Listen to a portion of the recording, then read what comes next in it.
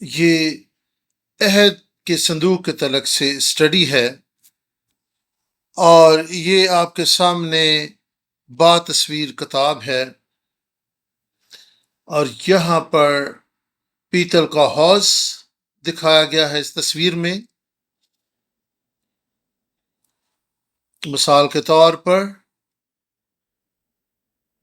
جب خیمہ اجتماع میں داخل ہوتے تھے تو سب سے پہلے اس کا دروازہ تھا، پھر قربان گاہ، اور پھر پیتل کا حوض۔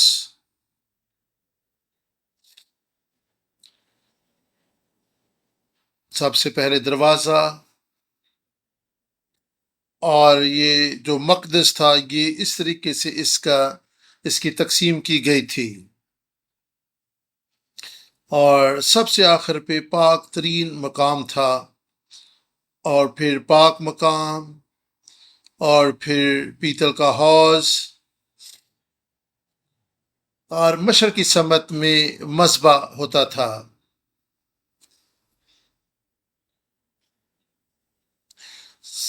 سب سے پہلے سوختنی قربانی کا مذبح تھا جہاں پر آگ ہمیشہ جلتی رہتی تھی، اور ہم یہ سیکھ چکے ہیں کہ سوختنی قربانی کا مذبح مسیح یسوع کی مصلوبیت کی تصویر پیش کرتا ہے، جس نے ہمارے لیے قربانی دی ہے۔ جو ہی ہم خیمہ اجتماع میں داخل ہوتے ہیں تو پھر لازمی ہے آپ قربانی دے کر آگے بڑھیں، خواہ یہ جانور کی قربانی ہو یا اناج کی قربانی ہو، لازم ہے کہ آپ اناج یا جانور کی قربانی دے کر آگے بڑھیں۔ اور اگر بیل اور دیگر جانوروں کی قربانی دی جاتی تھی، اگر کسی کی مالی حیثیت اتنی اچھی نہیں ہوتی تھی تو وہ اناج کی قربانی بھی لا سکتے تھے، لیکن قربانی لانا ضروری تھا۔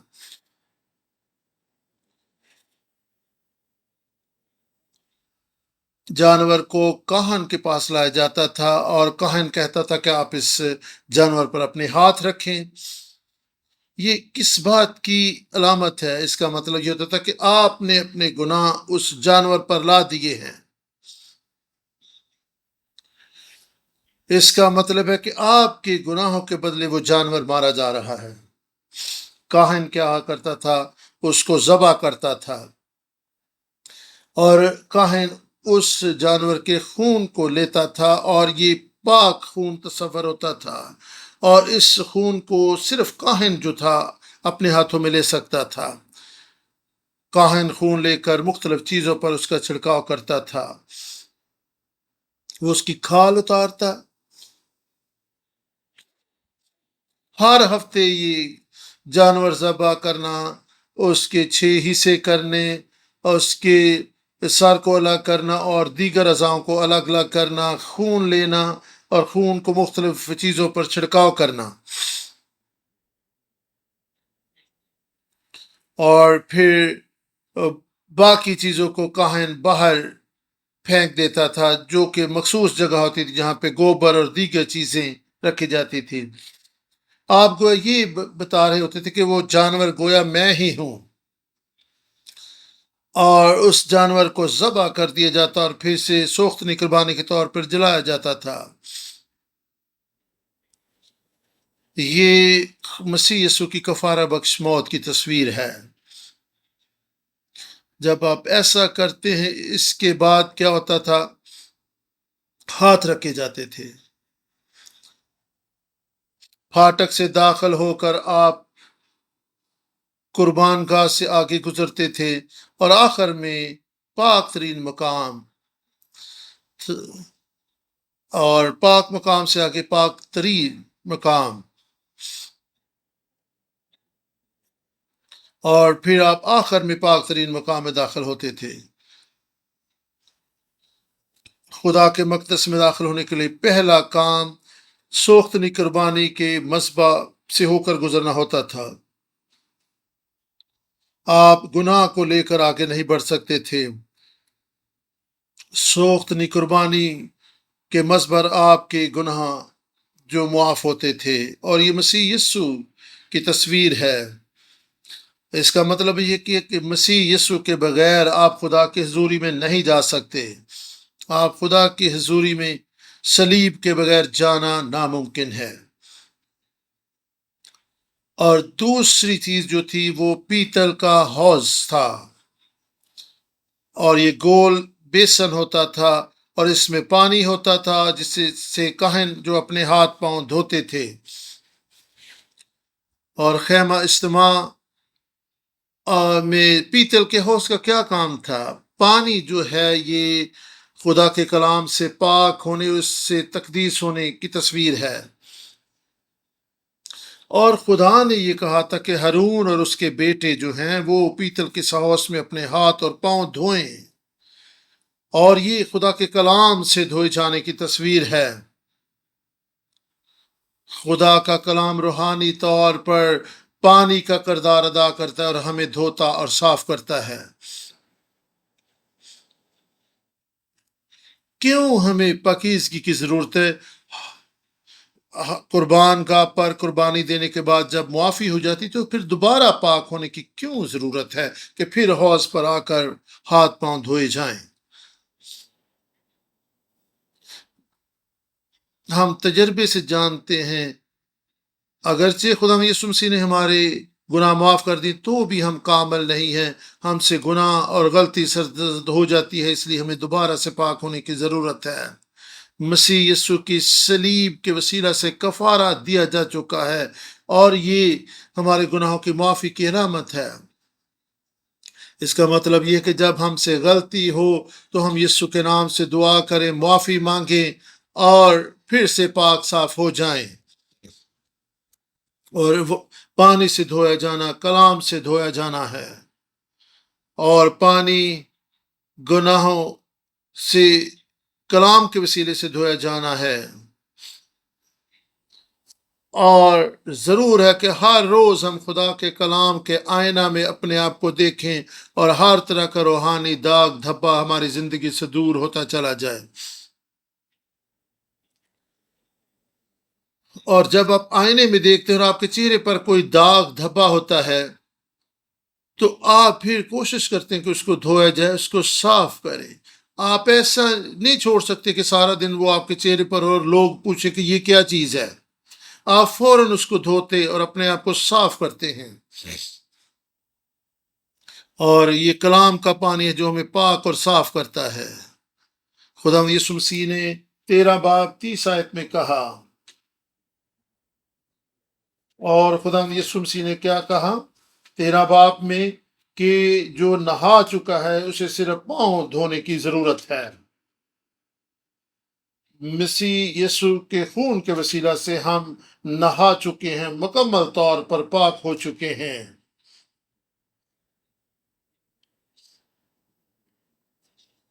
یسوع نے ہمیں دھو دیا ہے، یسوع نے ہمیں پاک کر دیا ہے، اور ہمیں اپنے پاؤں دھونے کی ضرورت ہے۔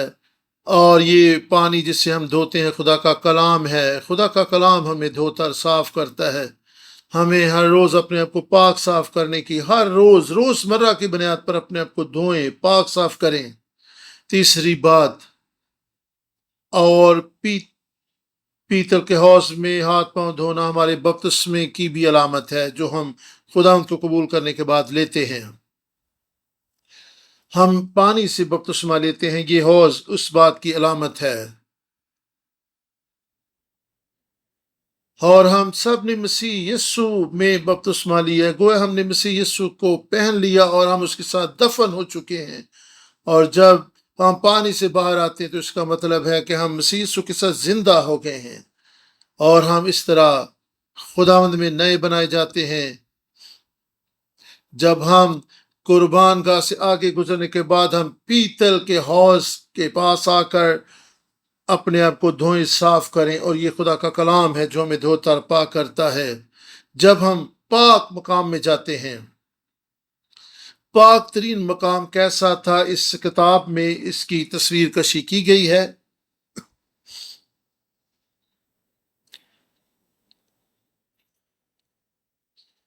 اور یہ اور اس طرح گویا تختوں دیواریں جو تھی گویا اس کی گرد گویا سونے سے مڈی ہوئی دیواریں تھیں، 3 دیواریں تھیں اس کی، 3 دیواریں تھیں۔ اور پھر چھت کیسی تھی، اور اس کو پردوں سے ڈھانپا گیا تھا، 4 پردے تھے جنہوں نے پوری چھت کو یا اوپر کے حصے کو ڈھانپا ہوا تھا اور یہ چھت کا کام کر رہے تھے۔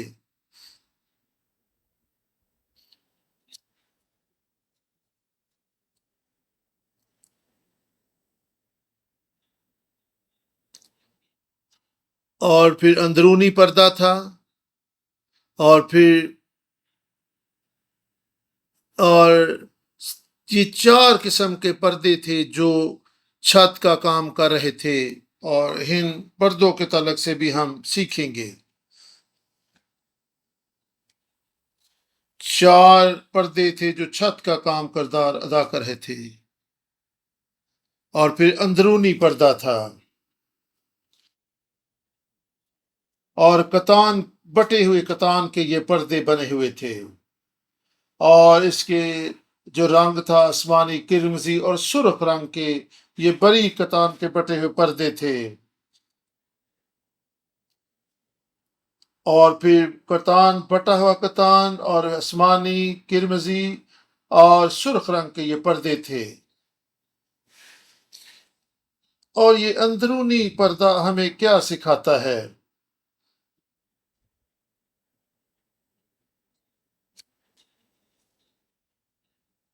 مخلصی کی تاریخ کی اس کتاب میں آپ ان چیزوں کو، تصویروں کو دیکھ سکتے ہیں۔ آسمانی رنگ یہ آسمان کو بیان کرتا ہے۔ جب آپ دیکھیں تو پھر اندرونی جو پردہ تھا وہ آسمانی رنگ کا تھا، جب آپ اوپر دیکھیں تو آپ کو وہ نیلے رنگ کا پردہ نظر ہے جو آسمان کو پیش کرتا ہے۔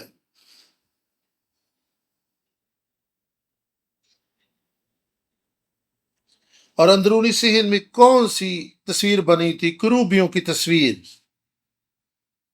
اور اسی وجہ یہ ہے کہ اندرونی آسمانی رنگ کا پردہ آسمان کو ظاہر کرتا ہے، کیونکہ آسمان پر کروبی ہیں۔ پیدائش 3 باب 23 اور 24 آیت۔ جب خدا نے آدم اور ہوا کو باہر نکال دیا تو خدا نے شعلہ زن تلوار کے ساتھ کروبیوں کو وہاں پہ مقرر کر دیا تاکہ وہ حیات کے درخت تک رسائی حاصل نہ کر سکیں۔ سو اندرونی پردہ جو ہے نیلے رنگ کا، وہاں پر کروبی ہیں، یہ آسمان کو بیان کرتا ہے۔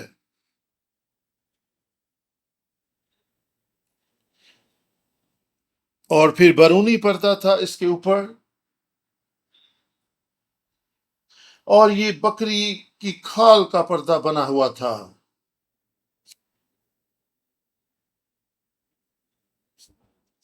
اور آپ کو پتہ ہے بکریاں عموماً کالے رنگ کی ہوتی ہیں،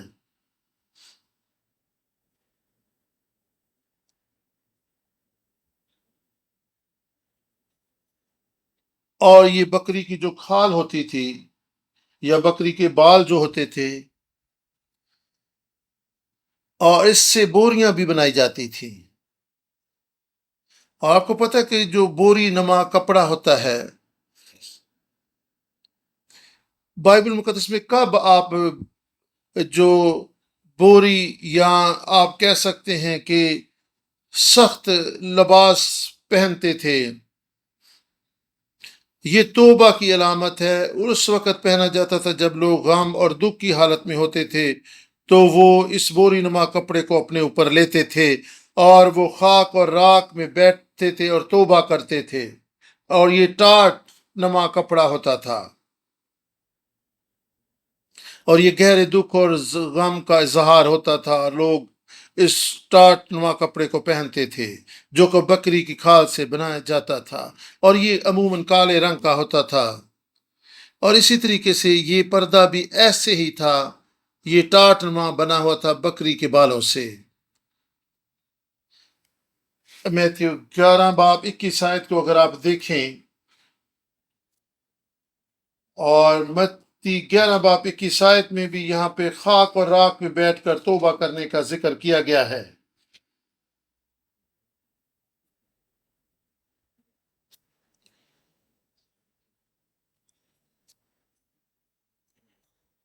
ہم جو خدا کے لوگ ہیں ضرور ہے کہ ہم اس روحانی ٹاٹ کو اوڑھیں۔ اگر آپ مکاشفہ کی کتاب کو دیکھیں، 2 گواہ ہمیں وہاں پر نظر آتے ہیں اور وہ بھی ٹاٹ اوڑھے ہوئے تھے، اور یہ دونوں گواہ ٹاٹ اوڑھے ہوئے ہمیں نظر آتے ہیں مکاشفہ کی کتاب میں۔ اور یہ ٹاٹ اوڑھنا توبہ اور کی علامت ہے۔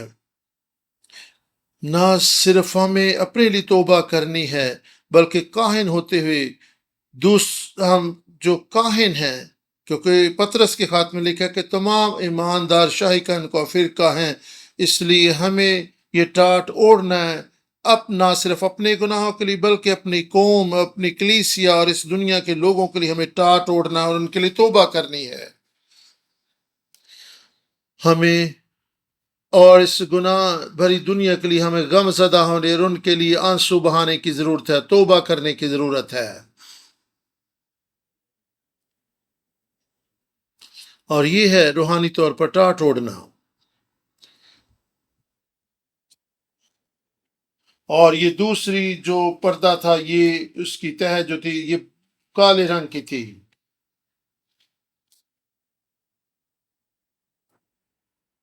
اور پھر سرخ رنگ کا کپڑا تھا، سرخ رنگ کا پردہ تھا۔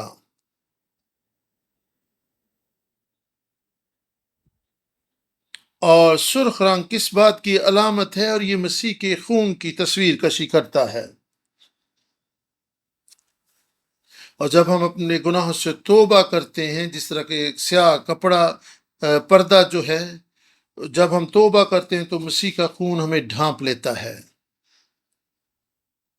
اور جب واقعی دل سے توبہ کرتے ہیں، اپنے گناہوں پر پچھتاتے ہیں، شکستہ دل ہوتے ہیں، تو مسیح کا خون ہمیں ڈھانپ لیتا ہے اور ہمارے گناہ معاف ہو جاتے ہیں۔ یہ یسایہ 53 باب 5 آیت میں خدا کے کلام میں لکھا ہے کہ وہ ہمارے گناہوں کے باعث کچلا گیا اور ہماری خطاؤں کے سبب سے اس پر مار پڑی۔ حالانکہ وہ ہماری خطاؤں کے سبب سے گھائل کیا گیا اور ہماری بد کرداری کے باعث کچلا گیا۔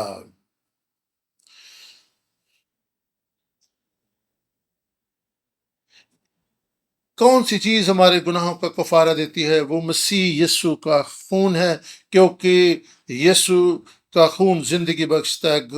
خون ہی میں کفارہ دینے کی قوت ہے، کیونکہ خون میں زندگی ہے۔ یہ خون ہی ہے جو ہمارے لیے کفارے کا کام کرتا ہے، اور ہر جاندار کی جان جو ہے وہ خون میں ہوتی ہے۔ اور پھر ایک اور پردہ تھا، اور پھر کرمزی رنگ کا بھی ایک پردہ تھا۔ کس چیز کا یہ بنا ہوتا تھا؟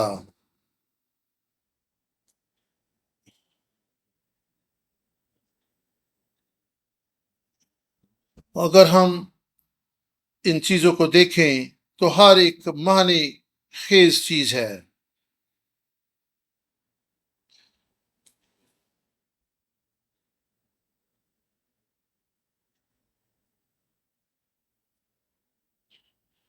ہر ایک چیز اپنے اندر ایک گہرے معنی اور مفہوم رکھتی ہے۔ ہم خدا کے کلام سے تازگی پاتے ہیں، خوشی پاتے ہیں، برکت پاتے ہیں۔ کرمزی رنگ جو ہے، اور اہم نکتہ یہ ہے کہ پانی اس پردے پر اثر انداز نہیں ہو سکتا تھا، اور یہ آخری پردہ جو تھا یہ واٹر پروف تھا، اس پر پانی کا اثر نہیں ہو سکتا تھا۔ اور غالباً یہ بہت زیادہ گہرا اور موٹا ہوگا اور اس کی موٹائی زیادہ ہوگی۔ یہ مضبوط قسم کا پردہ تھا تاکہ کسی بھی طرح کا طوفان اور بارش ہوا اس پر اثر انداز نہ ہو سکے، تاکہ پانی اس میں سرایت نہ کر سکے۔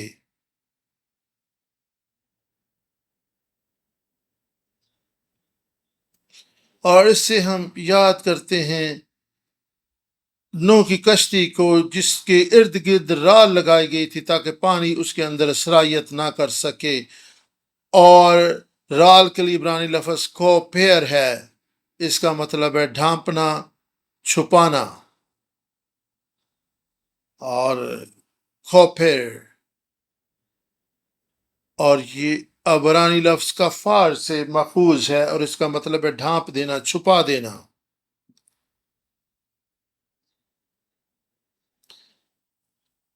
اور جس طرح رال نے کشتی کو چھپا لیا تھا تاکہ پانی اس پر اثر انداز نہ ہو، اور اس طریقے سے پاک مقدس کو، خیمہ اجتماع کو بھی یہ پردہ ڈھانپے ہوئے تاکہ باہر کا موسم اور بارش اس پر اثر انداز نہ ہو سکے۔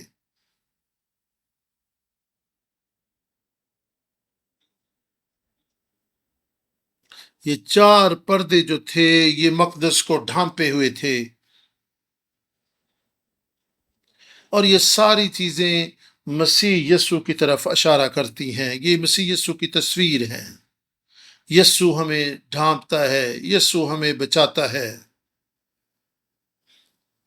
ہم یسوع کی طرف سے ملنے والی راست بازی سے ڈھانپے گئے ہیں، ہمارے گناہ معاف ہو چکے ہیں، اور ہم مسیح کی سے ڈھانپے گئے ہیں۔ تو اب ہمیں کیا کرنا ہے؟ ہمیں دوسروں کو ڈھانپنا ہے، دوسروں کے گناہوں کو اجاگر نہیں کرنا، ان کے لیے ٹاٹ اوڑنا، توبہ کرنی ہے، اور ان کے گناہوں کو ہم نے ڈھانپنا ہے، ان پر پردہ ڈالنا ہے، اور ان کے لیے خدا کے حضور میں گڑ گڑانا ہے۔ اور بہت سے لوگ دوسروں کے گناہوں کو جو ہے وہ دوسروں کے سامنے بیان کرتے ہیں اور ان کے گناہوں کو بے پردہ کرتے ہیں۔ ہمیں بے پردہ نہیں کرنا بلکہ ان کے گناہوں پر پردہ ڈالنا ہے، کیونکہ محبت دوسروں کے گناہوں پر پردہ ڈالتی ہے۔ اور یہی ایک مسیحی کا کردار اور طرز زندگی ہونی چاہیے کہ وہ دوسروں کو رسوا نہ کرے بلکہ ان کے لیے دعا کرنے والا ہو۔ امثال 10:12 کو ہم دیکھیں گے۔ 10:12 میں خدا کے کلام میں اس طرح سے لکھا ہے، امثال 10:12، عداوت جھگڑے پیدا کرتی ہے لیکن محبت سب خطاؤں کو ڈھانپ دیتی ہے۔ آمین۔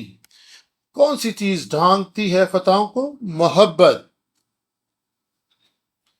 اور پھر پہلا پطرس 4 اور 8 کو ہم دیکھیں گے۔ پہلا پطرس 4:8، خدا کے کلام میں پہلا پطرس 4:8 میں اس طرح سے لکھا ہے، سب سے بڑھ کر یہ ہے کہ آپس میں بڑی محبت رکھو، کیونکہ محبت بہت سے گناہوں پر پردہ ڈال دیتی ہے۔ جب ہم مسیح کی راست بازی اور اس کے خون سے ڈھانکے گئے ہیں تو ہمیں بھی دوسروں کو ڈھانپنا ہے۔ آمین، ہاللیلویہ۔ ہمیں دوسروں کو ڈھانپنا ہے۔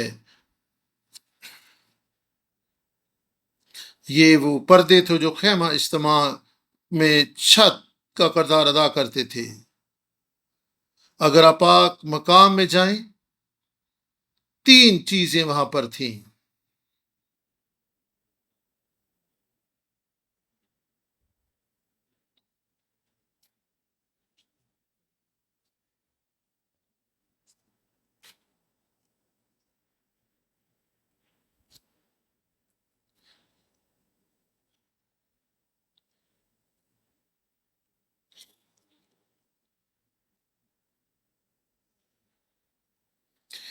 اس با تصویر کتاب میں آپ ان ساری چیزوں کو تفصیل سے دیکھ سکتے ہیں، پردے، صحن، اور یہ آپ کے سامنے جب آپ اور 3 چیزیں داخل ہوتے ہوئے آپ کو 3 چیزیں وہ آپ کو نظر آئیں گی۔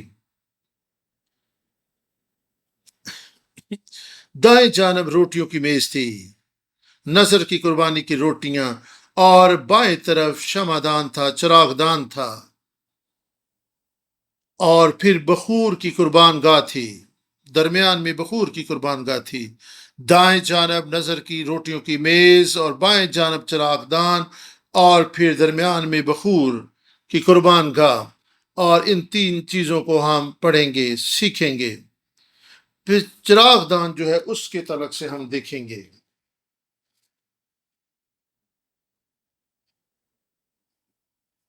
और चिरागदान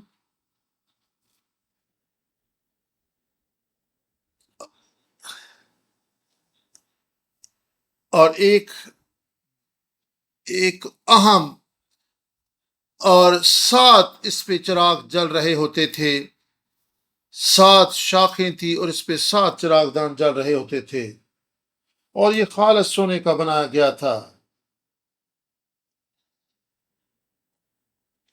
और 7 चिराग थे, और खुदावंद यीशु मसीह की ये तस्वीर कशी है,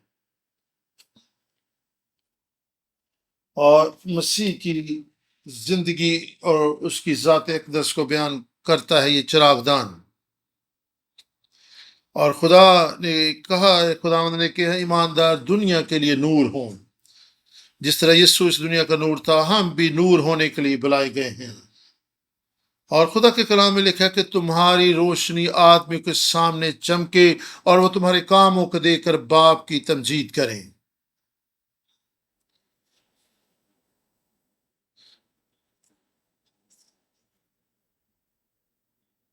और खुदा ये चाहता था कि चिराग जलता रहे, और उसके लिए तेल की जरूरत होती, और खालिस जैतून का तेल उस चिरागदान को रोशन करने के लिए उसमें डाला जाता था। और उसके ऊपर जो बत्तियां होती थी उनकी भी काट छांट की जाती थी। और ये काहन की जिम्मेदारी थी कि वो उस चिरागदान का ख्याल रखे, और उसके गुलदान को भी देखता रहे, और उसकी सारी चीजों का ख्याल रखे। और खुदा ने ये कहा था कि 24 घंटे मुसलसल चिरागदान जलता रहे।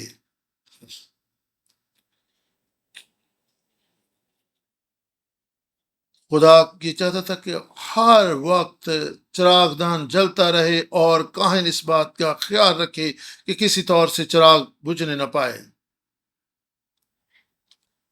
हम इस दुनिया के नूर हैं।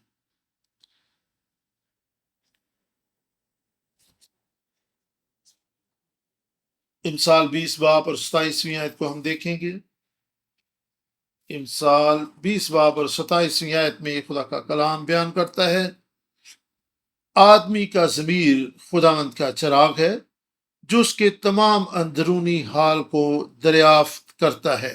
इमसाल 20 बाब 27वीं आयत, आदमी का ज़मीर खुदावंद का चिराग है, जो उसके तमाम अंदरूनी हाल को दरियाफ्त करता है। आमीन।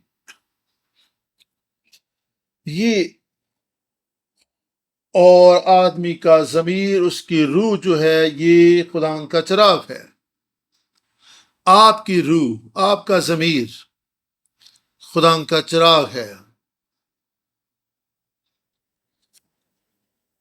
दुनिया के पास ये रूह नहीं। मैं और आप जो खुदावंद यीशु को कबूल कर चुके हैं, वो हम इस दुनिया के चिराग बन सकते हैं। और इस चिरागदान में ऑयल होता था, तेल होता था, और तेल के सबब से रोशनी होती थी। हमारी रूह जो है वो चिराग की मानद है, और उसमें रूह कुद्स का तेल डाला गया है। तब ही हम इस दुनिया के लिए दुनिया का नूर बनते हैं। और काहिन और नबी जो होते थे, और बादशाहों को और खादमों को जब वो मसा महसूस करते थे, तो खुदा का रूह उन पर आ ठहरता था, और वो चिराग बन जाते थे। तेल जो है ये खुदा के रूह की तस्वीर कशी करता है। ہمارے چراغ اسی وقت روشن ہو سکتے ہیں جب خدا کا روح ہماری زندگیوں میں کام کرتا ہے۔ آمین۔ اگر خدا کا روح، خدا کے روح کا تیل نہیں ہے تو ہم کبھی بھی روشن نہیں ہو سکتے، اور چراغ جو ہے وہ بے معنی ہوتا ہے، اس کا کوئی فائدہ نہیں ہوتا۔ انسان کا ضمیر ایک ایسا وسیلہ ہے جو خدا کے روح کو حاصل کر سکتا ہے تاکہ ہم روشن ہو جائیں اور اس دنیا کے لیے نور ٹھہریں۔ اور یہ کہاں ان کی ذمہ داری تھی کہ وہ اس بات کو یقینی بنائیں کہ اس میں تیل ہو، اس کے جو گل ہیں، بتیاں ہیں، اس کی کانٹ تراش ہو تاکہ کسی طور سے چراغ بجھنے نہ پائے۔ یہ میری اور آپ کی بھی ذمہ داری ہے کہ ہم چراغ کی کانٹ چھانٹ کرتے رہیں، اس کے تیل کا خیال رکھیں، کسی طور سے کوئی ایسی رکاوٹ کو مشکل تو نہیں کہ ہمارا چراغ دان بجھ جائیں۔ ہمیں اپنے چراغوں کو روشن رکھنا ہے۔ ہم اپنی زندگیوں کے تعلق سے کیا کر سکتے ہیں؟ اور ہمیں اپنی جانوں کو بیدار رکھنا ہے، اپنی روحوں کو روشن رکھنا ہے۔ آمین۔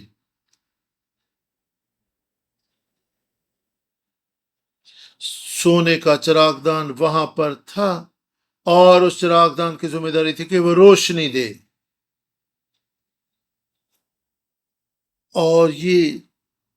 اور روٹیوں کی جو میز تھی اس کے سامنے یہ چراغ دان پڑا ہوا تھا تاکہ چراغ کی روشنی جو ہے وہ نظر کی روٹیوں پر پڑتی رہے،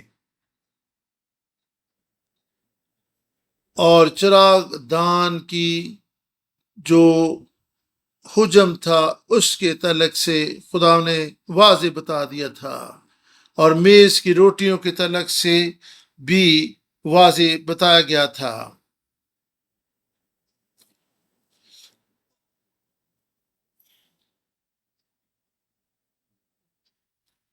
یہ روٹیوں کی میز ہے، اور اس کے اوپر روٹیاں اس طریقے سے ڈھیر لگا کر رکھی جاتی تھیں، اور بائبل مقدس میں اس روٹی کو پکانے کے تعلق سے بھی ہدایت دی گئی تھی، اور کتنا آٹا لینا ہے، کتنا اس میں تیل، اور ساری چیزیں تفصیل سے بیان کی گئی ہیں۔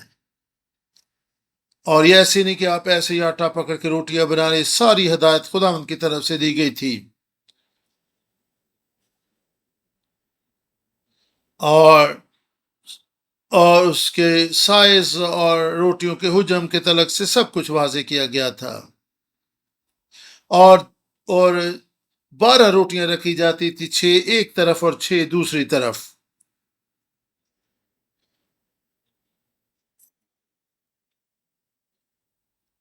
اور پھر ہر سبت کے دن کاہن نئی روٹیاں وہاں پر لا رکھتا تھا، اور پرانی روٹیاں وہاں سے اٹھا لی جاتی تھی،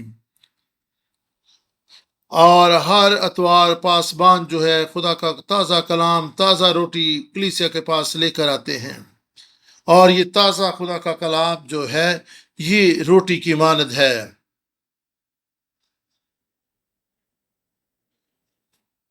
یہاں پر روٹی جو ہے یہ خدا یسوع مسیح کی تصویر کشی کر رہی ہے۔ یسوع نے کہا کہ میں زندگی کی روٹی ہوں،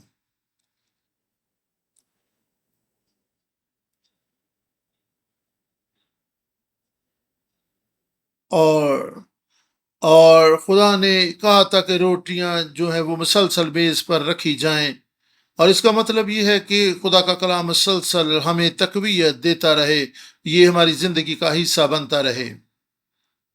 12 روٹیاں جو رکھی جاتی تھیں، اور یہ بنی اسرائیل کے 12 قبیلوں کی بھی تصویر کشی کرتی ہیں۔ نئے عہد نامہ میں کلیسیا جو ہے، ہم نئے اسرائیل ہیں، ہم وعدہ شدہ اسرائیل ہیں جو ابراہیم کی نسل سے ہیں، اور 12 روٹیاں چراغ دان کے سامنے ہوتی تھی، اور اس کی روشنی ان روٹیوں پر پڑتی تھی۔ ضروری ہے کہ ہم چراغ دان کے سامنے موجود رہیں، ہمیں شفاف زندگی بسر کرنی ہے، روشنی کے سامنے رہنا ہے، تاکہ کوئی طریقی کوئی داغ دھبا ہماری زندگی میں نہ رہے۔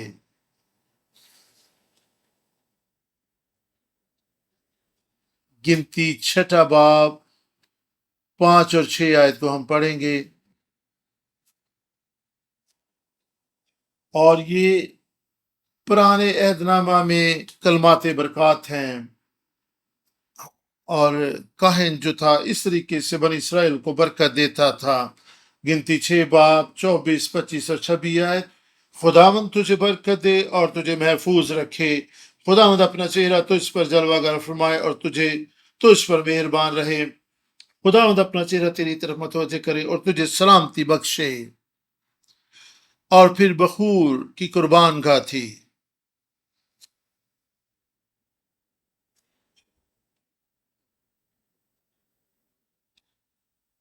بخور کی قربان کہاں پر تھی؟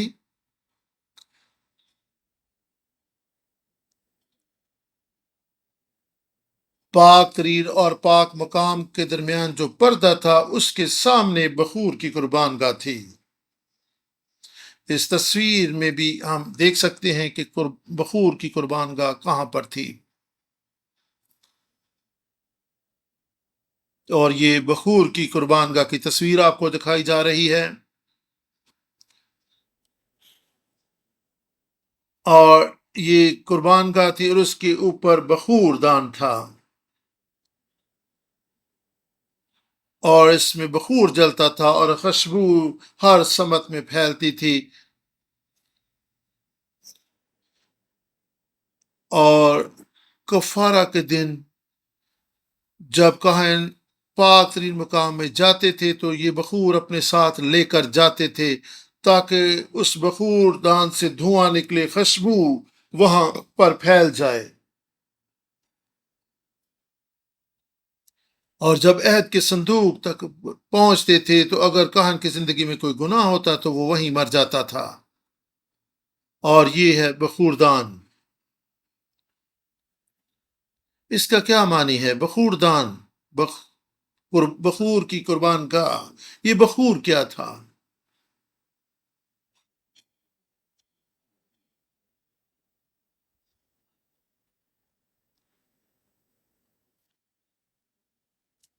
مکاشفہ 5 باب اور اس کی 8ویں آیت کو ہم پڑھیں گے۔ مکاشفہ 5:8 میں لکھا ہے، اور خدا کے کلام میں اس طرح سے، اور جب اس نے کتاب لے لی تو وہ چاروں جاندار اور 24 بزرگ اس برا کے سامنے گر پڑے، اور ہر ایک کے ہاتھ میں بربت رود سے بھرے ہوئے سونے کے پیالے تھے۔ یہ مقدسوں کی دعائیں ہیں، آمین۔ اور بخور سے جو دھواں اٹھتا تھا یہ گویا دعا کی علامت ہوتا تھا۔ ایک سوال ہے آپ کے لیے،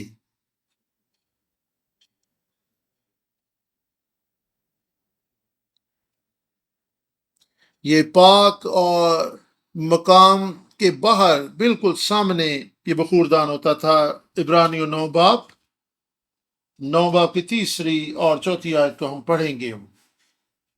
عبرانیوں 9 باب 3 اور 4 آیت میں خدا کے کلام میں اس طرح سے لکھا ہے، اور دوسرے پردہ کے پیچھے وہ خیمہ تھا جسے پاک ترین کہتے ہیں، اس میں سونے کا اود سوز اور چاروں طرف سونے سے منڈا ہوا عہد کا صندوق تھا، اس میں من سے بھرا ہوا ایک سونے کا مرتبان اور پھولا پھلا ہوا ہارون کا عصا اور عہد کی تختیاں تھیں، آمین۔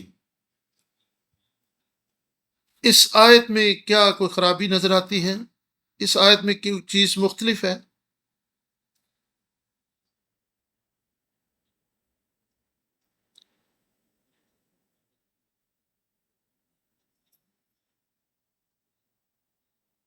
اور چراغ دان، اور پھر لکھا ہے کہ چراغ دان اندر تھا۔ یہاں پر کیا فرق ہے کہ یہاں پر لکھا گیا کہ چراغ دان اندر تھا، پاک مقام میں تھا۔ کیا بائبل مقدس میں کوئی غلطی ہو سکتی ہے؟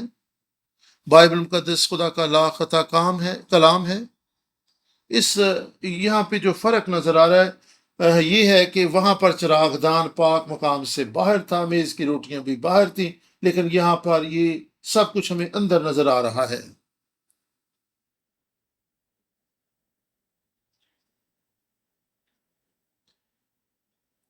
اور مسیح کے مرنے کے بعد یہاں پر، اور پھر جب مسیح نے جان دی تو پردہ پھٹ گیا اور پاک ترین مقام میں جانے کی راہ پیدا ہو گئی۔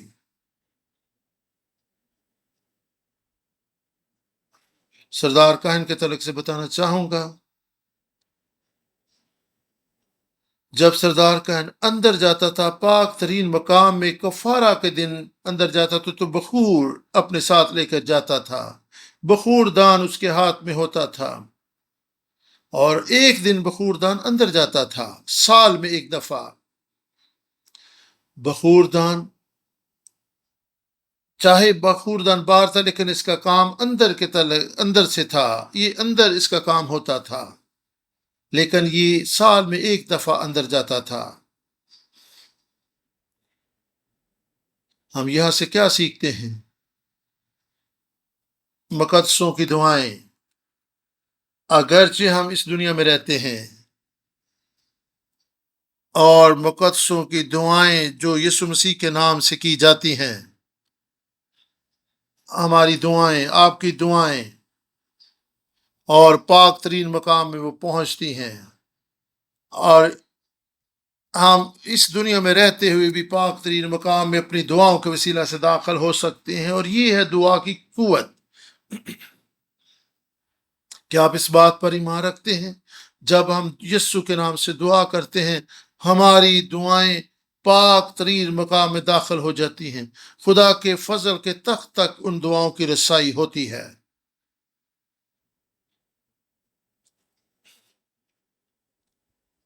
اس کا مطلب ہے کہ ہم پاک ترین مقام میں داخل ہوں گے۔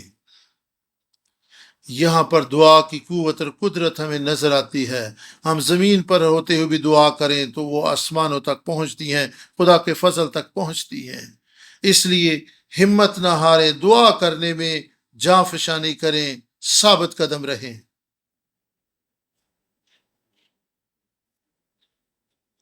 جب سردار کاہن چراغ دان اور کی دیکھ بھال کے لیے اندر آتا تھا، اور وہ نظر کی روٹیوں کی میز پر روٹیاں بدلتا تھا، تو یہ ساری چیزیں وہاں پر ہمیں دیکھنے کو ملتی ہیں۔ خداوند آپ کو برکت دے۔